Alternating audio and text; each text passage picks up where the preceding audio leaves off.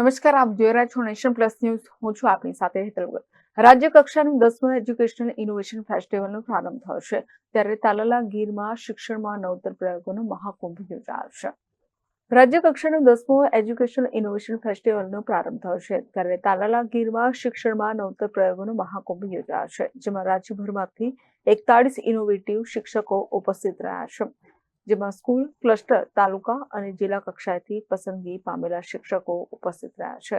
તમામ ઇનોવેટિવ અભિનવ શૈક્ષણિક પ્રયોગો રજૂ કરશે, જેમાં GCERT ગાંધીનગરના સચિવ S.J. ડુમરાડિયા, રીડર ડોક્ટર દેવદત્તભાઈ પંડ્યા, જિલ્લા શિક્ષણ અધિકારી પટેલ સહિત મહાનુભાવો ઉપસ્થિત રહ્યા છે.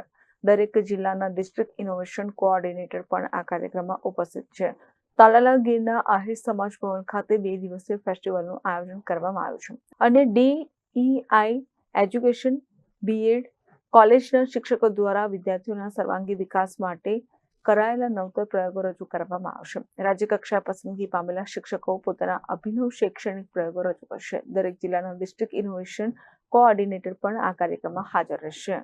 Mahesh Dodiya, nation plus news, Gir Somnath. સમાચારોના સતત અપડેટ મેળવવા માટે અમારી નેશન પ્લસ ન્યૂઝની યુટ્યુબ ચેનલને સબસ્ક્રાઇબ કરો, બેલ આઇકન દબાવો અને જોડાયેલા રહો ફેસબુક, ઇન્સ્ટાગ્રામ અને ટ્વિટર પર.